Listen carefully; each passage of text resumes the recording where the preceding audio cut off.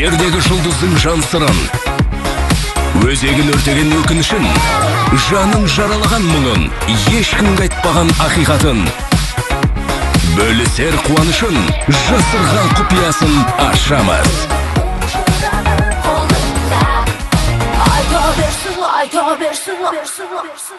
Қайрат Нұртас бұған дейін еш жерде болып көрмеген жаңа инновациялық концерт өткізді.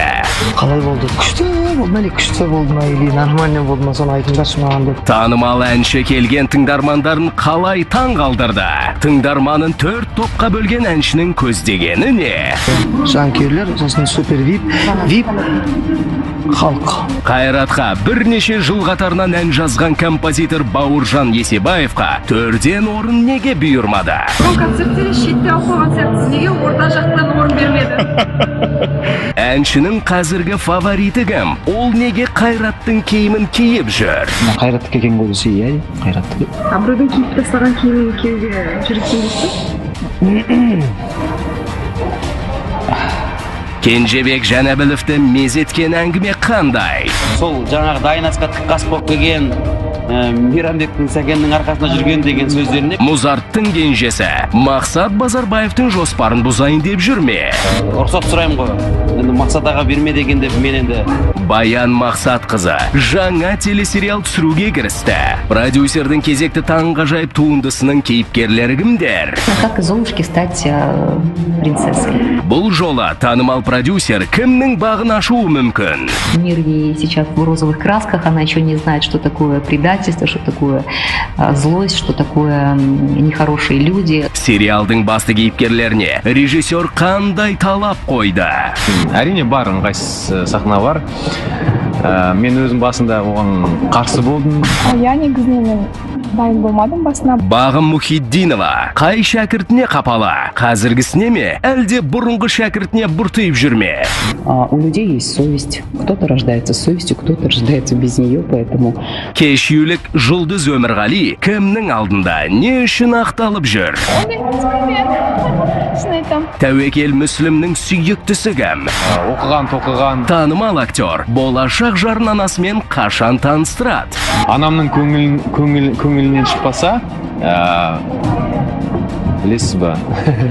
Бүгін айта берсін бағдарламасында Қайрат Нұртастың жекән кешінде болған қызықтармен қатар көпшілік көріп үлгермеген сахна сыртындағы ерекше жайттарды бөлісетін боламыз. Сонымен қатар Қазақ аруы телесериалының эксклюзивті кадрлармен жобаға қатысушылардың қызықты әңгімелерімен де бөлісеміз. Қайрат Нұртас пен Баян Есентаеваның ел шулатқан жаңа жобалар жайлы елден бұрын естігілеріңіз келсе, экраннан алыстамаңыз. Біз тек сіздер үшін эксклюзивті материалдар әзірлеп қойдық.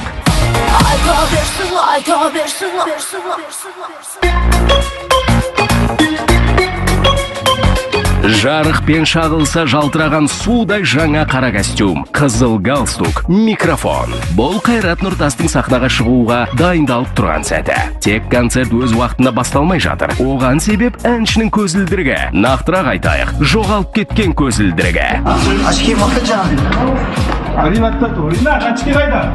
Бұл аксессуарсыз Қайраттың көпшілік алдына шықпайтыны белгілі. Оған қоса қара көзілдірік бүгінгі инновациялық кешпен тікелей байланысы бар басты қажеттіліктердің бірі. Көмекшілерін әбігерге салған бұл жағдай әншіні де біраз ашуландырды. Өйткені Қайрат барлығын өз уақытында жасағанды жақсы көреді. Дереу табыла қойған көзілдірікті тағып, Қайрат Нұртас өзін күтіп қалған көрермендерінің алдына шығуға асықты.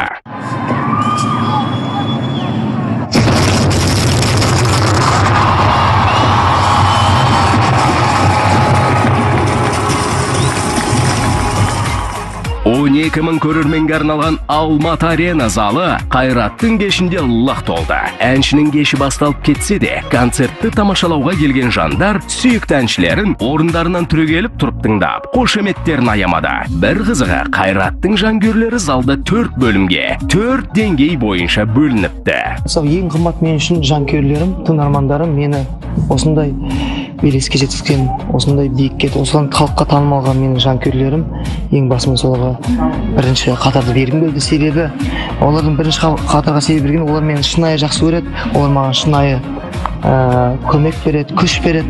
Мен олардан әсер алып, мен барынша өлеңді рахаттанып айттым.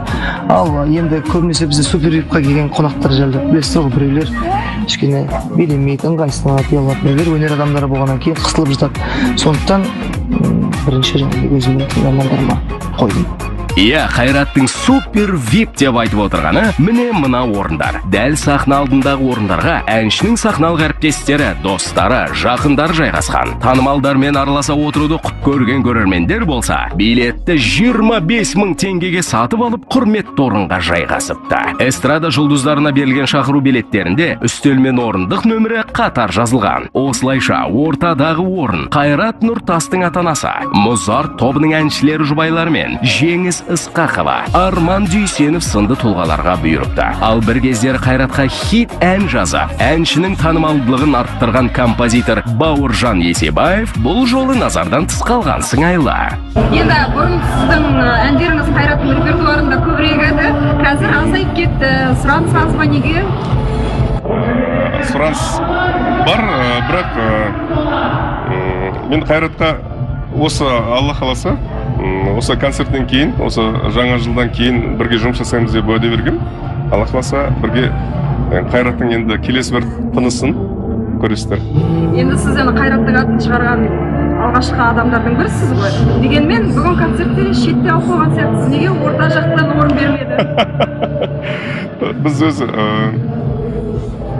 композитор деген, аранжировщик дегендер, ақындар бұлар шетте, сыртта, сахнаның артында жүретін адамдар. Сондықтан өз орнында отырып деп ойлаймын.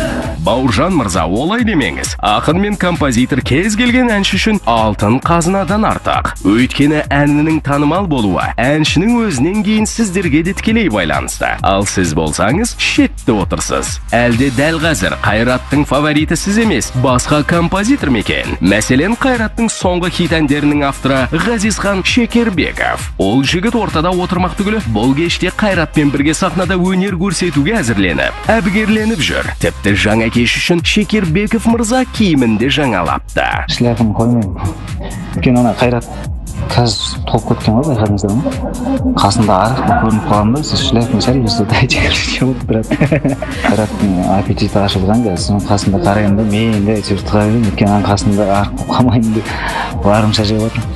Расында да соңғы кездері Ғазизхан Қайраттың қасынан бір ел қалмайды. Екі дос ойдан да, тойдан да қалмай бірге жүреді. Әнші гастрольдік сапарларында да, дыбыс жазу студиясында жүрсе де, жанынан қалдырмайтын бір жан болса, ол Ғазизхан. Осы орайда бір сауал туындайды. Сіз досыңызға ән сыйласаңыз, досыңыз сізге не сыйлайды?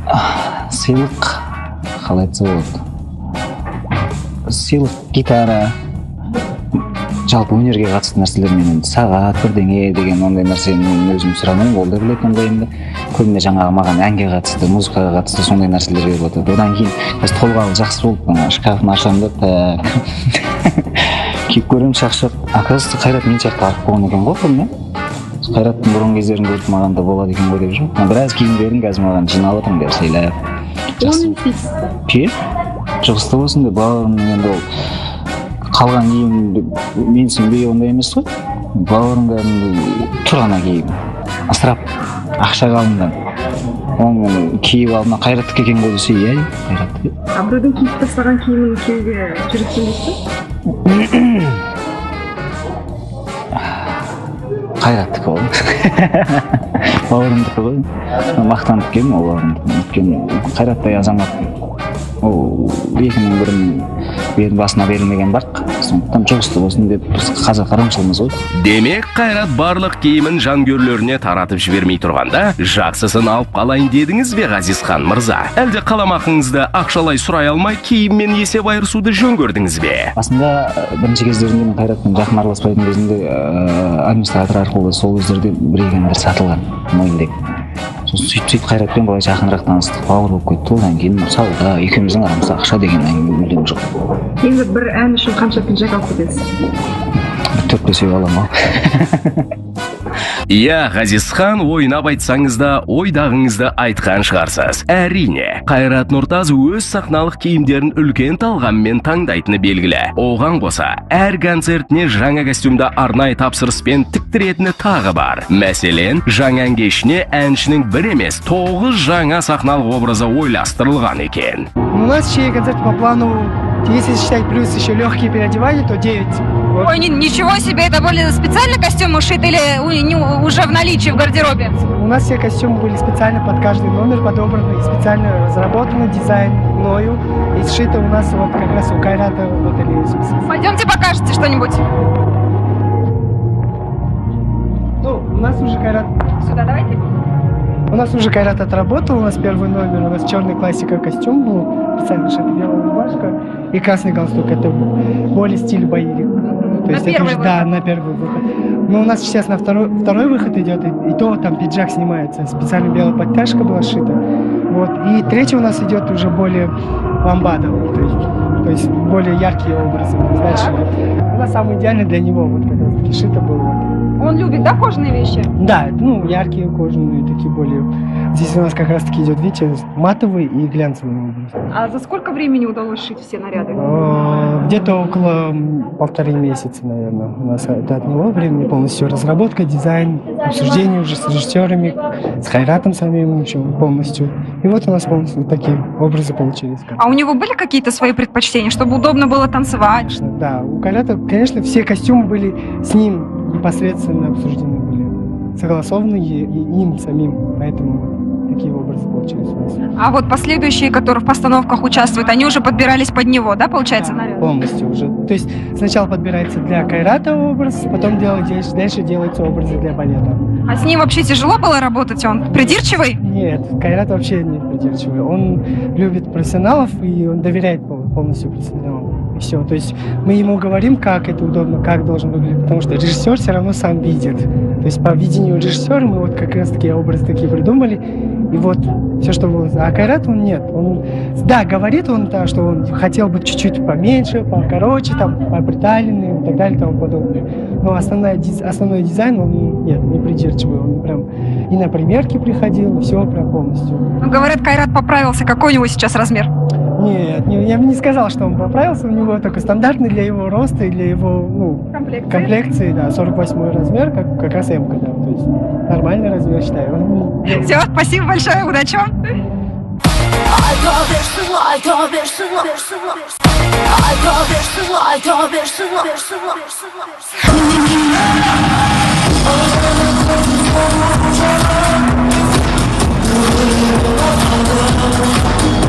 Ал бұл ән үшін арнайы қойылған декорациялар тым әдемі. Әсіресе көненің көзіндей болған сирек коллекциялардың қатарындағы қып-қызыл мына автокөлікте көздің жауын алады. Скажите, что за машина специально была для номера? Это, можно сказать, как раритет. Специально для концерта, получается, Кайрат Нуртаса мы, можно сказать, взяли на прокат машину Ford Кабриолет 69-го года. А сложно было вообще в этой найти машину такую? Вообще, если честно, очень сложно было. Потому что нам по контенту, по леду нужна была именно красная и именно кабриолет. И, собственно, мы ее и нашли. Вы были за рулем, она вообще на ходу или она просто стоит как макет? Она на ходу. Ее даже сюда привезли без эвакуатора. А дорого стоит? Очень дорого. Айта кету керек, осы күнге дейін Алматы арена залында ешбір әнші немесе шығармашылық топ жеке кешін өткізіп көрген емес. Әрине, республика сарайының өзіне әупірімдеп әрең көрермен жинайтын өнер адамдар үшін бұл залды толтырудың өзі оңайға соқпайтын анық. Ал Қайрат Нұртас болса, міне, өздеріңіз көріп тұрғандай. Өйткені Қайраттың әр кеші осылай аншлагпен өтеді. Қаражаттан емес мәселе. Мәселе адам жинаудан ғой. Қайратқа адам жиналады. Басқа әншілер ренжімей қойсын енді. Басқа да әншілер бар жинайтын. Бірақ бұған өте көп жұмыс керек. Өте ұйқы жоқ жұмыс істеу керек.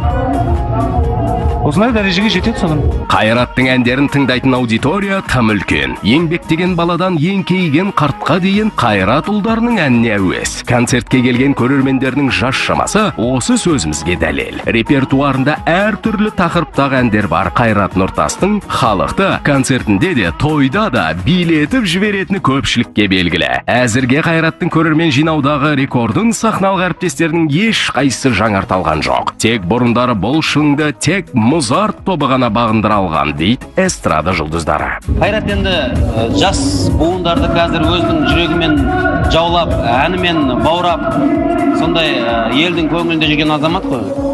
Енді мақтанбай-ақ қояйын енді. Біз жинаймыз деп. Ол енді Аллаға шүкір, біз енді бұндай залға беріп көрмегеннен кейін біз де кезінде бергенбіз. Бірақ енді ол кезде Аллаға шүкір жиналдық. Қазірде ешкім бізді анадан қалып қалды, мынадан қалып қалды деп төмен түсіріп жатқан жоқ. Аллаға шүкір өзіміздің орнымыз бар, әр әншінің өзінің орны бар. Сондықтан ойлаймын, біз енді республика сарайына бердік, өзіміздің концертіміз, 2 концерт бердік бір күнде.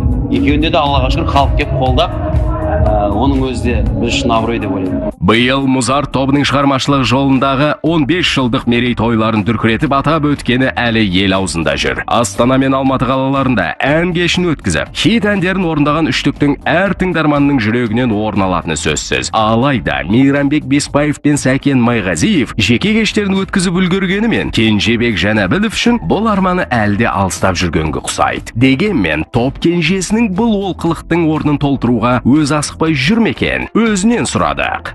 Сөздің шыны керек, мен бірінші Музарт тобына келген кезде көбісі дайын асқа қас болып келді деп біраз адамдар өз пікірлерін айтты.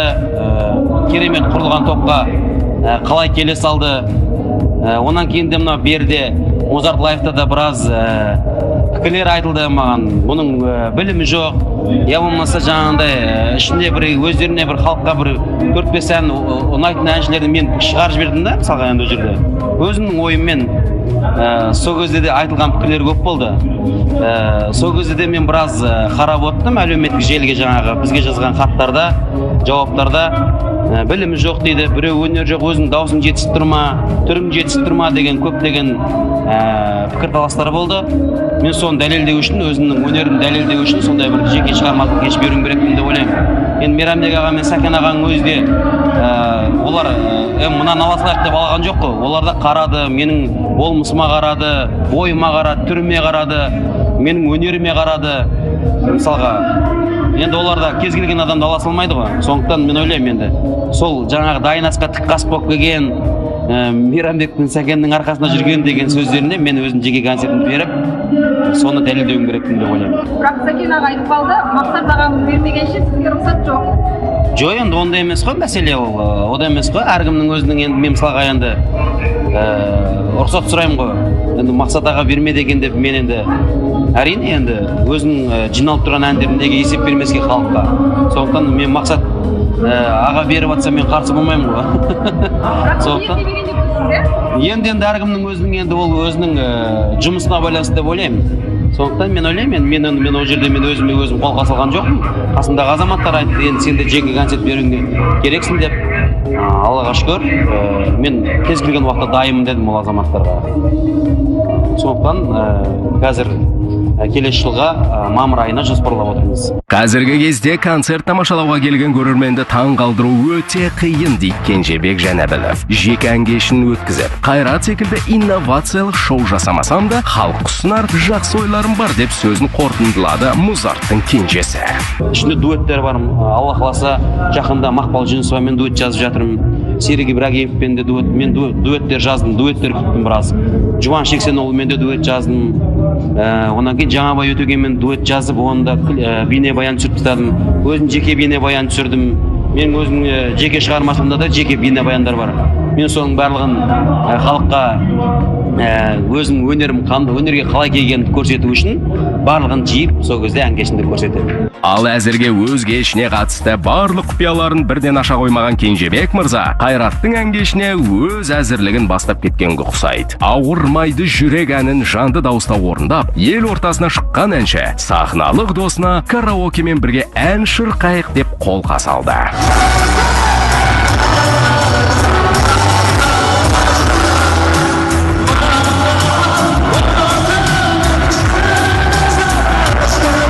Алайда концерт барысындағы ерекше орындаулар бұл нөмірмен ғана шектелмеді. Сахнадан шырқалған әнді тыңдап, әсем биді, түрлі көріністерді тамашалап отырған көрермен дәл осы сахна сыртындағы қарбаласты көрмеді. Бүгін біз сіздерге концерттің көрерменге көрінбейтін осы бір тұсын көрсеткіміз келіп тұр.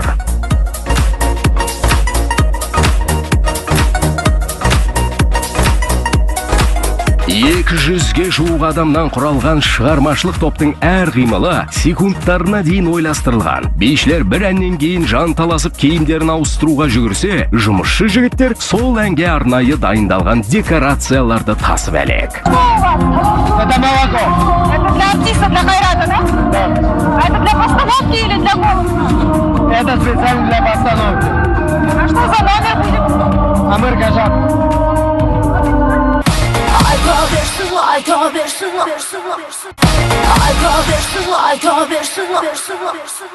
Көптеген адамдардың арманын орындау үшін әдемі әнін ғана айтпай, жанкүйерлеріне түрлі сыйлық таратып жүретін Қайрат бұл кешінде де әдемі әрі романтикалық тосын сый әзірлеп қойыпты. Жоқ, сіз ойлағандай көрерменнің біріне өз пиджагын сыйлаған жоқ. Ол досына оның өміріндегі ең айтулы сәтінің қаншама көрерменнің куә болуы арқылы ерекше тосын сый әзірлеуіне мүмкіндік жасады. Әнші сахнада тұрған биші қыздардың бірін ортаға шақырып: Мы с тобой не виделись буквально 5 минут, а я уже тебя скучаю. На сегодня я хочу, чтобы об этом узнали все. Нет? Семья. Ты понимаешь, как так? Ты будешь жена моя.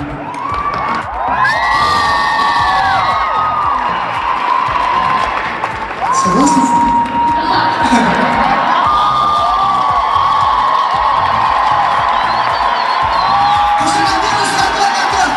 Менімен келісті, оны қыздардың ешқайсысы білмеді ол жерде, аяқ асты. Бірақ қыз көрдіңіз, көзіне жасалып қалды. Бірақ екеуі бақытты. Қандай да жан болсын армандайды шығар, осыншама қаншама халықтың алдында осындай өзінің жақынын, елдегі болашақ жарының сондай бір тілек айтқаны барлық халықтың көзінше. Мен де солай істегім келеді негізі. Әркім солай істегім келетін шығар. Сондықтан керемет болды деп ойлаймын. У меня просто есть хорошие друзья, которые мне дали хорошую идею. И как-то в конце концов уже пора. Вы не ожидали? Нет, вообще. Вы вообще не знали? Нет, мне сказали, что будет розыгрыш, выйдешь, достанешь бумажку и все. Я выхожу, смотрю, где эти бумажки, нету. Кайрат сразу согласился на ваше такое предложение? Ну, мы с Кайратом друзья, поэтому он, в принципе, один из инициаторов идей. То есть он сам хотел это сделать. И что вы испытывали в этот момент? Вы ожидали? Шок. Нет, я в шоке была. Я вот до последнего была в шоке, пока стояла на сцене. Пока не зашла, не осознавала. До сих пор, наверное, не осознаю. Колечко подарил? Да. Покажите. Это мамина, колечко. Мамина колечко. Ваша мама? Мама, да. Поэтому это вот самое дорогое и самому дорогому. Очень важно. Сөйтіп, концерт арқылы өзін ерекше құрметтейтін сан мыңдаған көрерменнің алдында қос ғашыққа олардың ешқашан есінен кетпейтін керемет тосын сый тарту етті Қайрат. Осы концертке әзірлік кезінде продюсер Гүлзира Үсенқызы Қайраттың кешіне шетелдік әншілер шақырылмайды деп сұхбат берген еді. Алайда атақты ресейлік, болмаса америкалық орындаушылар келмесе де, әншімен бірге сахнаға бұл жолы да арнайы шақыртылған қонақтар өнер көрсетті. Қайрат әнші бұл жолы да шетелдіктерге қазақ тілінде ән шырқатты. Кубадан Френкли деген досым келді. Ол енді ол жақта өте қатты атақты емес, бірақ тілі басқа, қазақша айтты. Екеуміз бірге ағылшынша айттық, кішігірім. Бір қалай кештегі бір әдемі менің номердің біреуі болды деп ойлаймын. Бұл кешті айтуға болады алдыңғы жылғы кештен де мықты болды деп, ресейліктерден де мықты болды. Өзіміздің қазақтар ақ мықты жасайды екен. Біздің Wake-Up'қа мыңда бір рахмет, сондай маған көмек бергеніне. Осының бәрін істеген кәдімгі өзіміздің бишілер, Қазақстанның бишілері Wake-Up тобы. Мыңда бір рахмет, Алла разы болсын. Жаңа концертте жаңа әндер шырқалды, жаңа дуэттер жазылды. Солардың бірі Қайрат пен Мейрамбек Беспаев бірге орындаған мына бір әдемі әні. Алайда концерт аяқталмай жатып, композитор Ғазизхан Шекербеков арнайы Қайрат үшін жазылған тағы бірнеше ән дайын тұрғанын айтып қалды. Кім біледі, мүмкін ол әндерде хит болар күн жақын шығар. Иә, бар. Ол енді бір керемет ән болайын деп тұр. Бірақ әлі жазған жоқпын ештеңе. Бірақ ойымда тақырып жүрді. Сол тақырып жазсам күшті болатын сияқты. Концерт болса концертке үлгеремін. Сол жерден ғана әсер алдым шын айтсам. Ал қалған билегендерім, айтқан сөздерім бәрі ойымда есімде жоқ. Сол қалай дайындалдық, солай кете бердім. Қайраттың әр әнін сахнаға шығатын әр сәтін айрықша қошеметпен, құрметпен қол шапалақтай күткен халық бұл кешті сүйікті әншілерінің жаңа жыл қарсаңында жасаған жақсы сыйы болды деп ризашылықтарын білдірді. 3 сағатқа созылған инновациялық кештің соңына таман келіп қалған көрермен болса, Қайратты сахнадан жібергілері келмеді. Ал әншінің өзі болса, кешінің өзі ойлағандай өткеніне әлі де сен алар емес. Бұл дегеніңіз жүректен шыққан ән жүректе жететіннің дәлелі Қайрат мырза. Ең бастысы, халықтың сізге деген махаббаты, ықыласы, құрметі тым ерекше. Бүгінгі кештен түйген ойымыз осы. Қалай болды? Күшті болды ма, күшті болды ма, или нормально болды ма, соны айтыңдаршы маған деп. Әлі миым істемей тұр, айтсам, қалай болғанды. Тағы да бір кез қойып бермек тұр, бұдан да күшті болады деп. Бірақ Алла бір не дейді, мысалға Титаник білесіздер, қаншама адамдар Титаникке байларын мініп, сол Титаниктер рахаттанып дем алып, сол жерде мысалға тамақтарын жеп, сол үлкен неде жүзіп мысалға да. Бірақ түбінде бір сәттілік болмай қалды, бәрі аударылып, бәрі қылып қалды. Бірақ менде Құдайға шүкір қанша осындай қобалжысақта қаншама 2-ақ күн дайындық болды. Мысалға уақытым болмады, халықтың тойы болды, сонда жатып, сонда барып әйтеуір 19-ы, 20-сы, 21 күні ғана дайындалдық. Бірақ бір сәттілік болды. Аллах маған осындай сәтті күн бергеніне мыңда бір рахмет.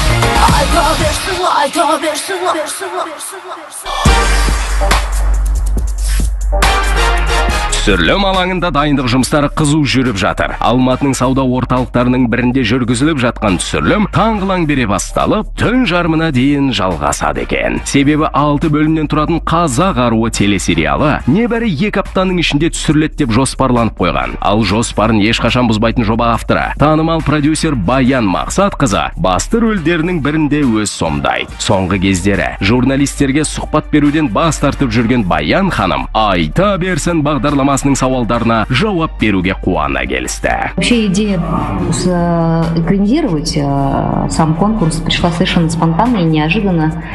Я как человек творческий просыпаюсь я как человек творческий просыпаюсь не часто, но иногда с идеями, да. Вот и как-то однажды утром проснулась и подумала, почему бы не экранизировать мой любимый проект. «Казак РУ» — это из всех проектов, которые мы делали, это мой самый любимый проект. Я очень люблю этот проект, и каждый год в ожидании какого-то праздника красоты всегда пребываю. Весны, обновления. Всегда интересно, кто наденет корону. Это же красота, это так красиво, да?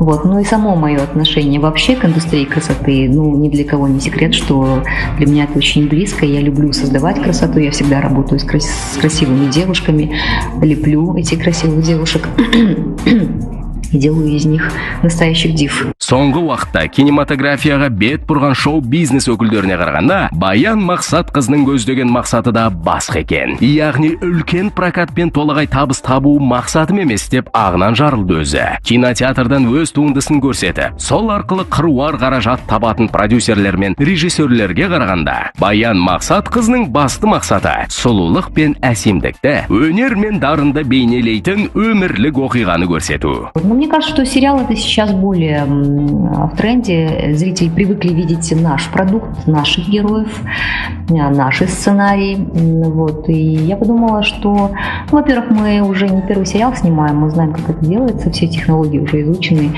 и мы это делаем, допустим, у нас всего 15 съемочных дней. И 1,5 месяца подготовительного периода мы это делаем очень быстро и очень профессионально. Вот. И у меня не было идеи снять именно на эту тему художественный фильм для большого проката. Сразу пришла идея снять сериал, потому что сериал это более развернуто, более можно развернуть саму историю, показать игру актеров там, и так далее. Вот. Поэтому какой-то задачи снять полный метр не было вообще. Баян ханымның кез келген шәкіртін бір-ақ сәтте жұлдыз етіп шығаратынын біліп алған жастар, продюсер ханымның әлі де жұмыс табалдырығын тоздырып жүрген көрінеді. Әсіресе телесериалға кастинг жарияланған сәттен бастап, Баян ханымның жұмыс орны жұмыспен қамту орталығына айналып кеткендей болды дейді Есентай продакшн қызметкері. Алайда көп ішінен тек біреуін ғана таңдау қажет болғандықтан, жоба авторы басты кейіпкерді ешкімнің кеңесін тыңдамай өзі таңдау жасапты. Может быть, у меня уже многолетний опыт видеть потенциал. Скорее всего, это так. Я примерно знаю, что будет с этой девочкой через год, через два в профессиональном плане, да, как она будет расти. И мне очень хотелось, чтобы девочке было 16-17 лет, чтобы она совсем была юная. Потому что 20-летние девушки это уже не 16-летние, такие, знаешь, уже волчицы, и это уже видно. Нет уже вот этой наивности, нет вот этой, так скажем, утренней росы, да, в 20-летних даже. А вот 16-летних, 17-летних, вот они вот такие совсем прям юные, совсем прям ничего не умеющие делать, с такими глазками, с наивными. И когда эта девочка зашла, я сразу увидела эти наивные глазки, спросила, сколько тебе лет? Он сказал, мне 16. Вот, вот, кстати, она оказалась вот перед глазами. Я спросила у нее, как ты учишься? Она сказала, я закончила школу Алтенбильга. Да, и для меня это очень важно, потому что Казахарова, в основном все победительницы Казахарова, все Алтенбильга. Почему-то так получается, что они очень образованные. Вот. Я говорю, что чем ты еще можешь нас удивить? Она говорит, я побеждаю на физико-математических олимпиадах. То есть девочка учится на физико-математическом, по-моему, факультете в Казгу, и она закончила экстерном школу и поступила вот на такой сложный факультет, который мне совсем никак не понятен. Вот, конечно, она зацепила вот этим, ну а потом, естественно, она неопытная актриса, и, естественно, меня каждый раз ругает, что я не беру профессионалов, но где же я найду 16-летнюю профессионалку, правильно? Иә, әңгіме Қазақ аруы телесериалының басты кейіпкер болатын қыз жайында болып отыр. Олай болса, таныс болыңыздар. Баянның жаңа фавориті 16 жасар Гүлзада Тұрлаш. Алматы қаласының тумасымын, бірақ ата тегіміз сонау Жамбыл ауданы, Ұзынағаш ауылынан. Сол себепті сол жердің ата қонысым деп айта аламын. Қазір қайда? Қазір мен Қазақ ұлттық университетінің 1-ші курс студенті, журналистика факультетінде оқимын. Не себептен кастингке қатыстыңыз? Өзімді сынағым келді. Біздің журфактың барлық қыздары келді. Мен де өзімді сынағым келді де келдім. Кастинг өте қиын түрде өтті, себебі 500-ден астам қыздар қатысты. Бәріміздің өнерлерімізді сынап, актерлік шеберлігімізді қарады. Негізі мен өзімнің өнерім туралы айтсам, мен өлең оқыдым, өзім өлең жазам. Кішкентай ақындық қасиетім бар. Соны кітапшамды көрсетіп, өнерімді көрсеттім. Қазір болашақ журналистің өзге студенттер секілді лекция тыңдап, қысқы сессияға дайындалатын уақыты жоқ. Себебі актердің өмірі осы. Күнде түсірілім, сценарий бойынша дайындалу, мәтін жаттау. Бірақ 1-ші курс студенті Гүлзада барлығына дайынмын деп отыр. Себебі аты жер жарған Есентаеваның қарамағында тәжірибе жинақтау жас актрисаның басты арманы екен. Әрине, ол кісі талапшыл кісі, негізі Баян ханым мені үлгі тұтарым. Жас кезімнен Баян ханымға қарап өсті, сол себепті кішкене қорқыныш болды, қобалжу болды. Негізінен маған өзімді бос ұстауға, яғни еркін ұстауды үйретті. Одан өзге жаңағы табиғи рөлді сомдауды, яғни сол өзімнің атым Гүлзада, бірақ сомдайтын рөл Әсел болғандықтан Әселдің рөліне кіріп сол қыздың өмірмен өмір сүруге кеңес берді. Әсел деген қандай кейіпкер? Әсел негізінен жетім қыз болып табылады. Ол әке шешесінен ерте айырылады, бірақ өзінің аға тәтелерінің үйінде тұрады, бірақ ол жерде онша жақсы қарым-қатынаста болмайды. Телесериалдағы Гүлзаданың партнері әр оқиға желісі бойынша сүйіктісі, танымал тележүргізуші, әр актер Тәуекел Мүсілім. Енді бір өзгеше рөл сомдамаймыз. Өз-өзімді ойнаймын, Тәуекел Мүсілім болып, жүргізуші болып, осы байқаудың. Тек енді оған қоса басты кейіпкермен, Гүлзадамен Әсел, есімі Әсел, кейіпкерінің есімі. Екеуміздің арамызда қарым-қатынас болады, сезім болады. Енді бір ыңғайсыз айтатын болсақ, Гүлзада өзі небәрі 16 жаста. Ол үшін бұл алғашқы рөл, алғашқы телехикая. Сондықтан кішкене оған енді байқалып жатады, ыңғайсыздау кішкене бір нелерде, сахналарда. Ыңғайсыз сахналар дейсіз бе? Ол қандай көрініс? Сізбен 16 жасар қыздың арасында не болуы мүмкін? Әлде режиссердің қатал талабына қарсы шыға алмадыңыз ба? Енді аса бір талап ешқандай қойылған жоқ. Сол әйтеуір сезім көрсету, бір-біріне махаббат, бір-біріне деген көзқарас. Ал енді жүргізуші ол енді өзіміз үйреген зат, сахнада тұру. Ал былайша, енді мен өзім көбінесе романтикалық актер болғаннан кейін ешқандай қиындығы жоқ деп ойлаймын. Бұған дейін де мен махаббаттың жүрегінде телехикаясында сол сценарийсі сондай да ұқсас болған махаббат, сол бірінің арасындағы сол ұрыс керіс.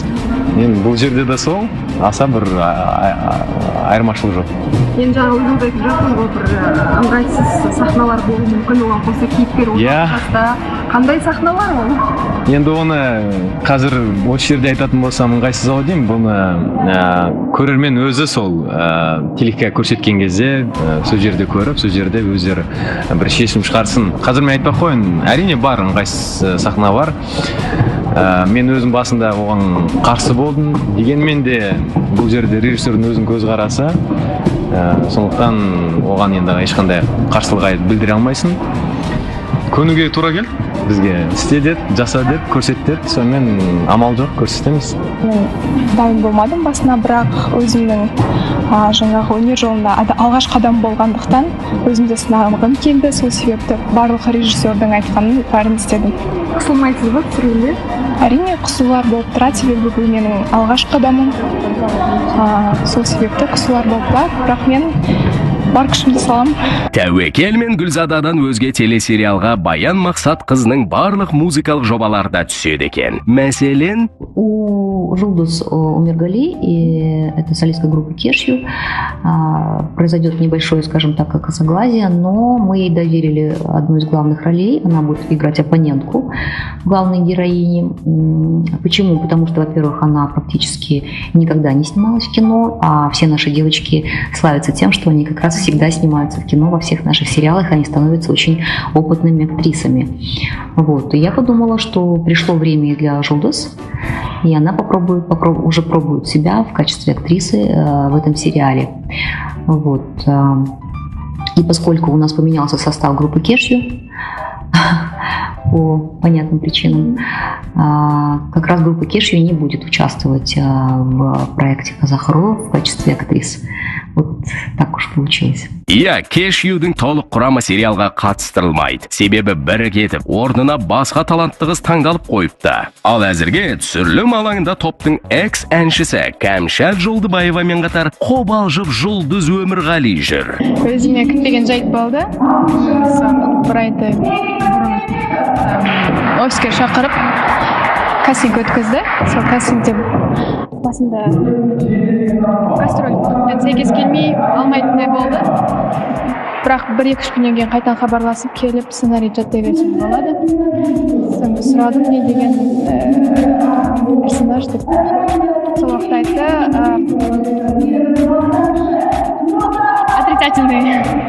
отрицательный роль. Басты героиняның жауы, қызға әртүрлі жамандықтар жасаймын. Сол көп адамдарға айтқан уақытта мен жаман роль ойнаймын десем сен ба ну түрің келеді бірақ мінезің келмейтін сияқты сенің дейді де сол ақырындап мына жақта шығарып жатырмық мінезімізді кейін сол сериал бұйыртып жатса көрерменге жетсе ел жаман ойлай қалмаса екен деген ойда жүрмін енді қорқыныш сезім бар себебі көбісі егер көріп сөйтіп расында да сондай екен деп ойлап қалуы мүмкін ондай емеспін мен шын айтамын. Жұлдыз Бикеш, алдын ала ақталмай ақ қойыңызшы. Сериал көпшілікке ұсынылғанда көре жатармыз. Ал сахналық әріптесіңіз Балжан Бидаш қайда? Өткенде кастингтен өте алмай қалғанын айтып ренжіп тұрғандай көрінген еді бізге. Баян ханым, тағы бір шәкіртіңіз сіздің назарыңыздан тыс қалды ғой. Всегда есть, скажем так, живая очередь, да? Я же не могу делать звезд одновременно просто всех. Сначала снималась когда-то Мульдер, потом снималась Жанар, потом снималась Камшат, потом снималась Айдана Меденова, потом снималась Жулдос. Сейчас я уже и не помню, кто за кем как снимался. Вот. И всегда приходит время. Придет такое время и понадобится вот такая девочка, как Балжан. И она обязательно сыграет свою роль. Рано или поздно. Иә, бұл жолы Балжанға киноға түсу бақты бұйырмады. Жарайды, мұңаймаңыз сұлу қыз. Кэш-юдің экс-қыздарының барлығы да режиссердің көзіне бірден түсе қоймаған. Тіпті Ерке Есмахан Баян Мақсат қызының жобасы бола тұра, әлі де бір киносына түспеді. Ал ән айтып, бірақ сәтте актриса атана қойған Жұлдыз бұл екі бағыттың бір-біріне мүлдем ұқсамайтынын айтып, ағынан жарылды. Айырмашылығы үлкен екен. Себебі біз мысалы таңғы 7-тен келіп, боянып, дайындап, сценарий жаттап, оны читкасы болады. Қайтан бір түсірілімдер ұзаққа дейін болады. 24 сағат сол. 12 сағат алады, сол 13 сағат алады. Ал әнші болған кезде мысалы концертке уақытымен келіп, 1 сағаттың арасында ән айтып кетесің. Бірақ түсірілім ылғи болмайды. Ән айтқан сияқты, концерттер сияқты. Сондықтан егер ана концерттерін санымен қосса, қазіргі съемочный уақытты қосса, мүмкін тең-бетең шығар. Бірақ мынау бір уақытта бүкіл ауыртпалық бірден түседі, сондықтан қиын болады екен. Жұлдыз болғың келсе, барлығына дайын бол деп қайталаудан жалықпаған Бағым Мұхиддинова да түсірілім алаңынан бой көрсетті. Баян ханымның сіңілісі телесериалда өз рөлін, яғни музыкалық продюсердің рөлін сомдайды. Кэш-ю тобының құрам ауысуына байланысты ой білдірген Бағым Мақсат қызы кейбір шәкірттерінің қылықтарын түсінбей әлек болса, кейбіреуінен тіпті көңілі қалғанын айтып қалды. Да, очень многие, может быть, даже с корыстью на это смотрят, я это тоже замечаю. Приходят девушки и видят вот этот трамплин, потом, к сожалению, а может и к счастью, забывая о том, что откуда они вообще взялись. Это происходит с периодической, с постоянностью, поэтому, вы знаете, я даже уже не обращаю на этих людей внимания. Потому что... Нет, конечно, то есть есть и девочки, которые до сих пор с нами работают, да, которые нуждаются в нашей поддержке, в нашей помощи. Это девочки достаточно, знаете, скажем так, у людей есть совесть. Кто-то рождается с совестью, кто-то рождается без нее, поэтому для меня это не удивительные вещи. Я могу сказать, что я совершенно на этих девушек не обижаюсь и знаю, что к нам приходят именно попасть в группу Кэш-ю, а потом продолжить свою сольную карьеру. Как правило. Ну, естественно, да. Но это, наверное, нормальные творческие корыстные мысли. И, как правило, у этих девочек все получается, и, слава богу, они учатся. И, наверное, это не то, чтобы... Да, мы должны обижаться. Я бы сказала, что это гордость. Какой вообще продюсер может сказать: вы знаете, я вот тут выпустил личность, я выпустил актрису, телеведущую, я выпустил хорошую певицу. Есть девочки, да, они девочки из Биллс-бенда. Как их зовут? Кто они такие? В основном, я не говорю про всех, но в основном никто не знает. Поэтому я думаю, что это наша гордость. Иә, шәкіртіңіздің көбісін ел жақсы таниды. Тек оларды қанша жерден мақтасаңыз да, сөзіңізде бір реніш байқалады, Бағым ханым. Әлде біз қателесіп тұрмыз ба? Барлық шәкірттеріңізбен сәлеміңіз түзу ме? Жоқ, әлде кездесіп қалған жағдайда қасыңыздан амандаспай өтіп кететіндер бар ма? Тех, кого лично видела я, таких персонажей не было. Но есть тех, которые я не видела и видеть не хочу. Жарайды, жұмыс барысында не болмайды? Реніш те, қуаныш та, тіпті махаббат та. Мәселен, кеш үйлік Ақбота дәл осы жұмыстың арқасында сүйіктісін кездестірді емес пе? Нақтырақ айтсақ, «Гламур для дур» фильмінің түсірілімі кезінде. Ал түсірілім барысында үнемі қыздардың арасында жүрген тәуекел Мүсілім қазақ аруы байқауынан өз сүйіктісін кездестірді ме екен, а? Жалпы той қашан? Сымбатты жігіт. Енді ондай үйленуге әзірге жоспар жоқ. Әрине, егер біреуге ғашық болып жатсам, үйленуім ертең ақ. Сондықтан әзірге кездескен жоқ ешкім, басым бос. Сондықтан белгісіз, бар уақытымды қазір жұмысқа арнап жатырмын. Осы дайындық, жұмыс, әзірге бәрі ұнайды. Енді кездесіп жатса, әрине. Енді сіздің көңіліңізден шығатын ару қандай болу керек? Сізге ғашық қыздар өте көп, қазақ аруының қыздары өте көп. Иә, осы сұрақ ең қиын сұрақ мен үшін. Мен нақты былай жалпы сипаттама бере алмаймын. Басты айтатыным, әрине ол қазақ қызы болады, қазақша сөйлейді. Оқыған, тоқыған, салт дәстүрді білетін, үлкенді құрметтейтін міндетті түрде. Және әзілқой болу керек. Иә, екеуміз арамыздағы әзіл жарасу керек. Мен өзім әзілдескен жақсы көремін әрдайым.